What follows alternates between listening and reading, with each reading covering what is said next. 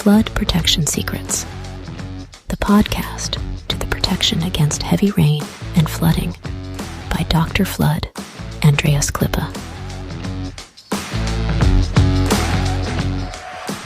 So the big challenge is, how can house owners like you and me get a flood-free home?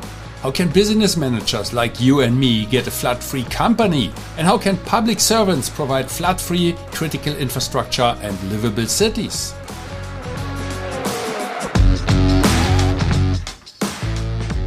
Flood Protection Secrets, the podcast by Dr. Flood, Andreas Klippe. This podcast is for foresighted and proactive people who do not want to shovel the muddy water out of their room while standing in the midst of the disaster.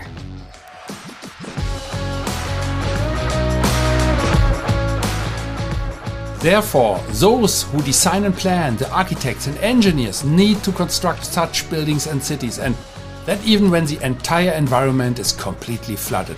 That is a challenge, and this podcast will give the answers. Flood Protection Secrets, the podcast by Dr. Flood, Andreas Klippe. Hello again and welcome. This is another episode of This or That. I'm very happy that my team has selected another 5 questions, and these questions I'm going to answer right now. And I hope you like it. It's entertaining, and I'm always amazed how my team can choose and is choosing these questions. And so it's quite funny, and I hope you like it as well. And let's start immediately with question number 1. Where is it? Here on my monitor. Summer or winter? Summer or winter, that is something what only people in some parts of the world can answer to, because people in the Philippines don't know what winter is, for instance. So in Korea they know, in China they know, even in Vietnam they know, because in the north of Vietnam sometimes the temperatures go below 0 or it's even snowing. Here in Germany, of course, we have the 4 seasons, springtime, summer, autumn and winter. And in the region of Düsseldorf and Cologne, they have the 5th season. They call it the Carnival. That is a time of the festivities between winter and springtime. But let's stay with summer or winter. So winter is of course nice with the snow for all those who appreciate snow. And I always appreciated when I was younger. I could play in the snow, with a sledge and then skiing in the mountains. It's pretty good. However, summer is more nice. Yeah? But not a summer with 40 degrees or 50 degrees or 48 degrees, 46 degrees in the Middle East. That is by far too much for me. I cannot support that, and most of the people can't. So everything beyond 32, 34 degrees, it's not really comfortable anymore for me. And everything below 30, 28, so 22 to 28 is perfect. And I like these evenings in the summer when you can sit on your terrace, on your balcony, wherever you are in the garden, you do barbecues, sit with some friends. That's pretty good. So the answer is clear. Summer. Question number 2 is physical books or ebooks? Physical books or ebooks? I have, where is it? My first book, I don't know, you see it? My first book I wrote, that was about my doctor thesis. And that was about, there are a lot of theoretical numerical equations. So, and to be honest, I like to hold this book in my hand, and I can still smell it's not really, there's no smell anymore, a positive smell, and then the recent books, that is something you can download this book, by the way, but when you hold it in your hand, I mean, that is something you can touch. You have a haptic experience. You can touch the paper, and that's pretty good. Oh, look, that's interesting. Yeah. Okay. Anyway, I don't want to talk about the books today, but it's very, very clear that I'm a fan of physical books. Ebooks, it's pretty good for all those who like to read on a Kindle or on an iPad or whatever kind of tablet. I also do that from time to time, but I always have books with me when I'm traveling. So in the airport, in the waiting hall, in the train, in the car. So that's more comfortable. We spend so much time in front of these computers, of these monitors. And even while I'm recording that, I look to my monitor because my team is giving me the questions. So then I don't like to sit, or even in the bed. I don't like to sit in the bed and read on an electronic device. I prefer to have a book in my hand. At least that can fall down, and then nothing happens when you fall asleep. Okay, books. Next question, please. Early bird or night owl? I think I answered it already, this question. Is that the same one you gave to me already? Anyway, I'm not a naturally born early bird. I can do that, especially in summertime when in Northern Europe or middle Europe, Western Europe, in May, June, you have the sunrise at around 4:30.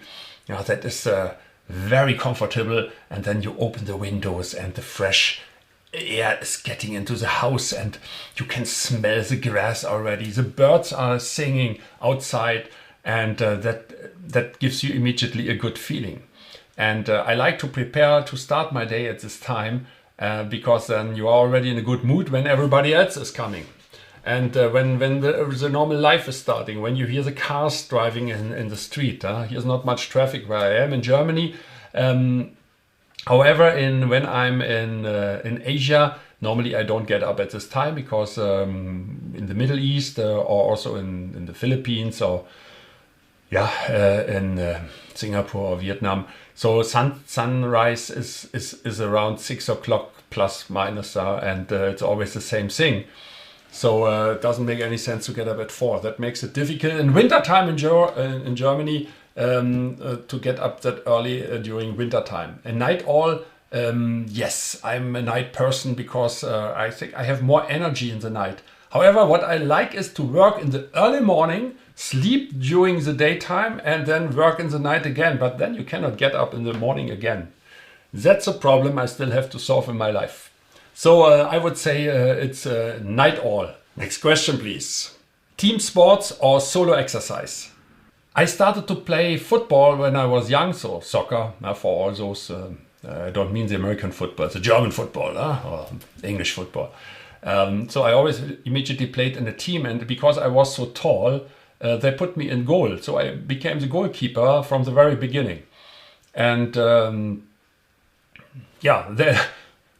and then I always played football. However, I also did other sports. I experimented with all kind of sports, with athletics, table tennis. I was pretty good in table tennis. But then I also played in a team of 4 players. What else? Volleyball, I was not good in volleyball. Basketball, I was very terrible. Very bad. That was not my sport. Running, I was very good in running, but only short distances. Swimming, I might say, excellent.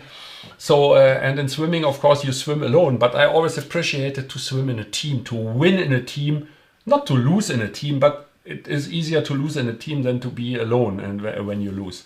So, yes, I would say team sports. Team sports is my answer. One more question. Yes, we have one more. Historical fiction or science fiction? Of course, I'm a fan of Star Trek. So the old Star Trek with Captain Kirk and Mr. Spock, of course, and then Captain Picard later on, and of course Star Wars with Darth Vader, Han Solo. Yeah, that this kind of science fiction I really liked. But I'm also a fan of historical fiction.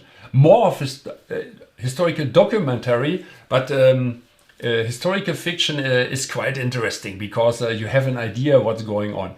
However, sometimes it's a little bit disappointing when the filmmakers change the reality, and you know already it was different. So that just gives you a reason. If somebody would make a film about the Titanic and suddenly the Titanic would not sink or something else would happen, well, you would not believe. It's not really fascinating.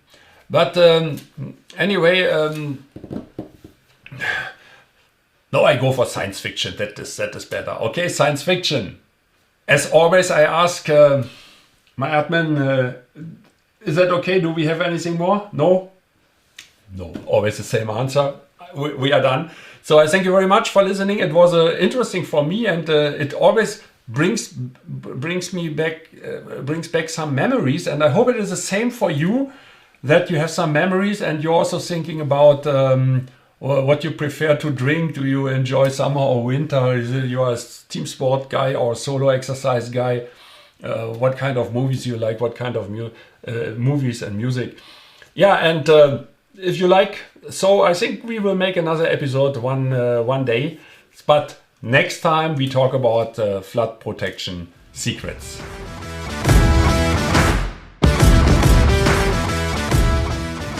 I wish and hope for you that you make the right decisions when it comes to your personal flood protection. And if you enjoyed this episode, please subscribe to this podcast channel if you haven't already. Now it only remains for me to wish you a good day. Do something with it. Maybe until the next podcast episode. I would be very happy. See you then. As always, stay safe and flood free. Your Andreas Klippe and the whole Flood Experts team.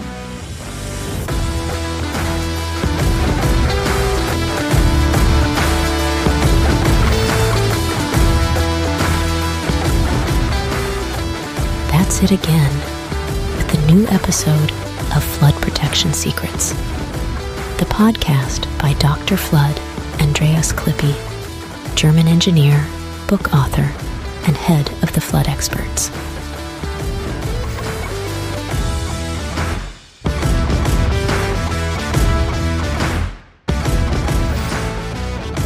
What can Dr. Flood, Andreas Klippe protect for you? Anytime? Worldwide? Contact us or just click through to www.thefloodexperts.de/bonus. Detailed engineering. German quality. Safe. Flood protection secrets. The secrets you'll want to unfold. Don't forget, you're only one flood barrier away. Subscribe to the season, and you'll never be late for an episode.